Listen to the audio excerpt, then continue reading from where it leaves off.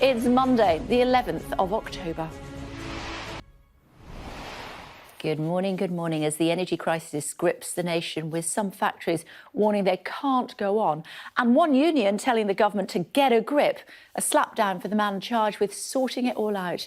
In a moment, the Security Minister Damian Hinds will be here to discuss the very public criticism of the Business Secretary, broken in a Sky News exclusive report by our Deputy Political Editor, Sam Coates. Business Secretary Kwasi Kwarteng said Security Minister Damian Hinds. Hello to you. Good morning. Thank you so much for joining us on the programme this morning. A bit chilly this morning, isn't it? And we might all be turning the heat up a little bit at home. Certainly, there's a row between the Business Secretary and also the Treasury. The Business Secretary suggesting that government will be looking into whether to step in to help business struggling with high energy prices. The Treasury ringing up. Who do you believe? Well, this is a difficult situation. We've got these rising gas talks, carries on being in regular talks with industry, including those energy-intensive industries who, of course, not. So why are the Treasury saying he's making things up? Well, look, these unnamed sources stories come out from time to time. The fact is, government departments, government of the nation. So your understanding is then that the Treasury is potentially keeping a watchful eye on whether they need to step in to support business? I think the Treasury is always keeping a watchful eye right across the economy, and so is the business. UK Steel is not as confident as you are about what's going on. He's implored the Prime Minister to bang heads together. What do you think? Be very concerned, the head of UK Steel, saying there has to be longer and longer pauses between production. That for reasons that people who were around at the time will remember. Obviously, you're not going to go back to that.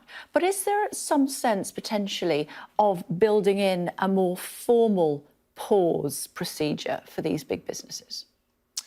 What do you mean by a formal pause procedure? So we heard from the head of UK Steel, who is saying more and more pauses. Is there potentially an opportunity for the Prime Minister and potentially also the Chancellor to say, you know what, we're going to put those pauses together and make it 4 days a week rather than 5 days a week working at the moment? No. So, I mean, we live in the 1970s and we have overall we have an underlyingly strong economy, and we've seen that in the way we've had this. Doesn't feel like it at the moment, Minister. Well, hang on. If you think about Kay, in trying to make sure there's enough food on supermarket shelves, to the extent where the Prime Minister has come up with a czar to try to make sure that there aren't gaps on supermarket shelves for Christmas. There's gaps in having enough road haulage people, and apparently we wanted 5,000 Europeans to come over and leave on Christmas Eve. I think 27 have applied so far. We are in a difficult position. Well, Kay, there's been a whole series of things that the government... If they're in the military, can drive an HGV truck, you have to be 21 to do it in Civvy Street. Surely that's something we could be looking at.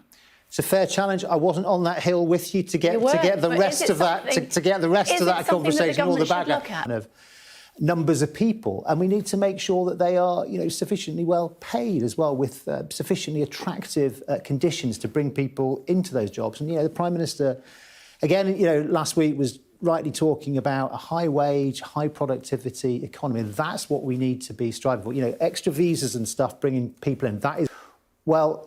Okay, when is the right time? I mean, I think it's important that these things will be worked out. I mean, there are governmental... You said in the coming weeks, didn't you? There are deep...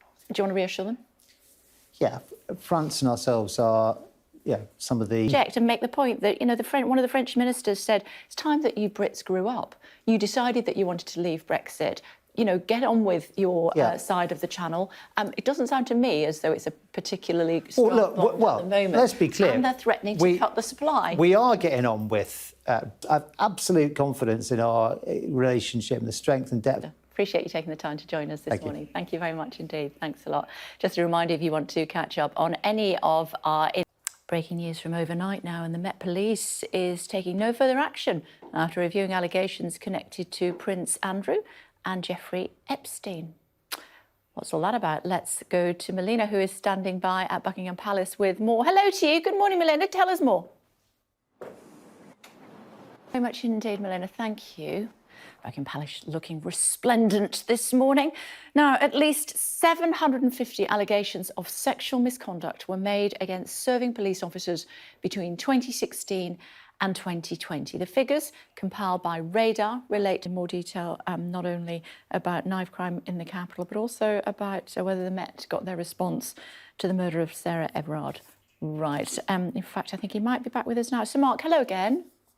Yeah, hello. I think we've got some bandwidth problems there. OK, thankfully you're back with us now, which we appreciate. Thank you. I did want to go on to say that your opinion on whether the Met got their response correct to the murder of Sarah Everard.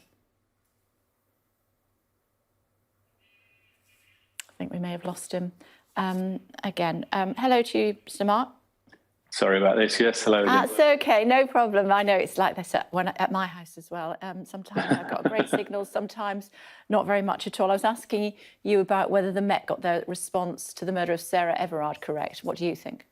Talk to Dr. Lloyd about that in the next hour, and also whether you should have a COVID jab and a flu jab at the same time. Are there any risks? Dr. Lloyd with us in the next hour. There's certainly new COVID restrictions being introduced this morning in Wales, with people now required to prove they've been vaccinated to get into nightclubs and attend also large events. Joining us is Vaughan Gething, Economy Minister for Wales. Hello to you, Mr. Gething. Thanks for joining us on the programme this morning. So Good to see you again, Claire. Okay. Thank you. This decision was passed by just one vote, wasn't it? I mean, obviously democratic, but only just. And the reason that happened was because one of the Tories couldn't get onto Zoom. His technology defeated him. Should this vote still have gone through, or should you be having it again? I think there are two